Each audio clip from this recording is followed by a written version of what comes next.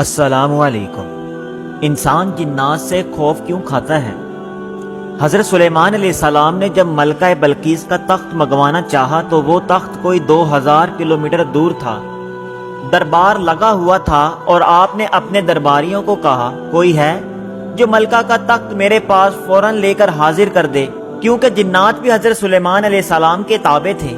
تو ایک جن نے حضرت سلیمان علیہ السلام سے کہا کہ میں مجلس ختم ہونے سے پہلے تخت لے آتا ہوں۔ ایک بڑا قوی ہیکل جن بولا کہ میں وہ تخت حضور کے خدمت میں حاضر کر دوں گا قبل اس کے کہ حضور اجلاس برخاست کریں۔ لیکن سلیمان علیہ السلام کے وزیروں میں ایک آدمی تھا جس کا نام آصف برقیہ تھا۔ اس نے کہا کہ میرے آقا، میں پلک جھپکنے سے بھی پہلے ملکہ بلقیس کا تخت حاضر کر سکتا ہوں، اور اس نے پلک جھپکنے سے بھی پہلے تخت حاضر کر دیا۔ ایک شخص جس کو کتاب الہی کا علم تھا کہنے لگا کہ میں آپ کی آنکھ کے جھپکنے سے پہلے اسے آپ کے پاس حاضر کیے دیتا ہوں۔ جب سلیمان علیہ السلام نے تخت کو اپنے پاس رکھا ہوا دیکھا تو کہا کہ یہ میرے پروردگار کا فضل ہے۔ اب بتائیں کہ جن کے پاس زیادہ طاقت ہوئی یا انسان کے پاس؟ سوال یہ پیدا ہوتا ہے کہ یہ شخص ایک جن سے کیسے اتنا طاقتور تھا کہ آنکھ جھپکنے سے پہلے تخت کو 2000 کلومیٹر سے لے آیا۔ اب یہاں پر مفسرین نے لکھا ہے کہ اس شخص کے پاس اللہ رب العزت کے ناموں کا یعنی اسم اعظم کا علم تھا، جس کے ذریعے وہ تخت اٹھا کر لے آیا۔ اس سے ثابت ہوتا ہے کہ انسان کے پاس زیادہ طاقت ہے اور اصل طاقت علم میں ہے۔ آپ کے پاس پانی کا ایک گلاس ہے اور آپ اسے پینے سے پہلے صرف ایک دفعہ بسم اللہ الرحمن الرحیم پڑھ لیں تو پوری کائنات کے جنات کی جتنی بھی اقسام ہیں سارے کے سارے جمع ہو جائیں، بشمول ان کے سردار ابلیس کے، تو وہ پانی کے گلاس کے اندر شامل نہیں ہو سکتے۔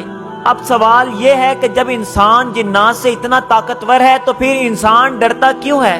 اس کا جواب یہ ہے کہ جب انسان جنات سے ڈرتا ہے تو یہ ان پر حاوی ہو جاتا ہے، کیونکہ قرآن میں ہے بعض بنی آدم بعض جنات کی پناہ پکڑا کرتے تھے اور اس سے ان کی جنات کی سرکشی اور بڑھ گئی تھی۔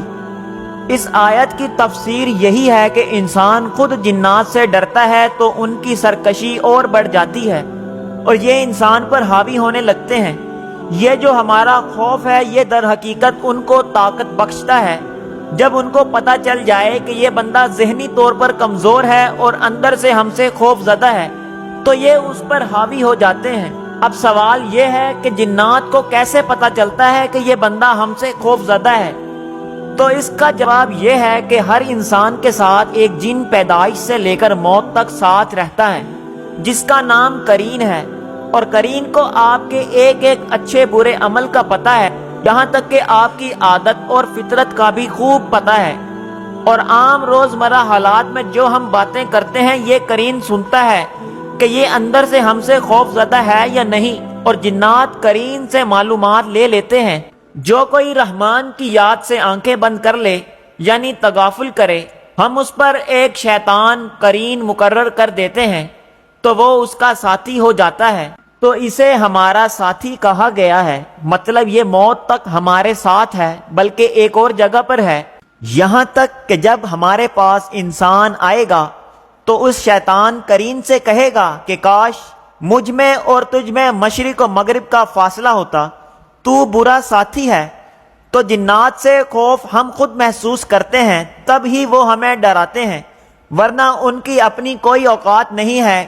اور اگر ہم اللہ کے راستے پر چلنا شروع کر دیں اور اللہ کے بندے بن جائیں اور اس کی عبادت کرنا شروع کر دیں تو یہ ہمارا کچھ کر ہی نہیں سکتے، کیونکہ شیطان نے اللہ سے خود کہا تھا کہ میں تیرے بندوں کو گمراہ کروں گا، لیکن جو تیرے بن جائیں گے ان پر کچھ بس نہیں چلے گا، ان میں جو تیرے مخلص بندے ہیں ان پر میرا قابو چلنا مشکل ہے۔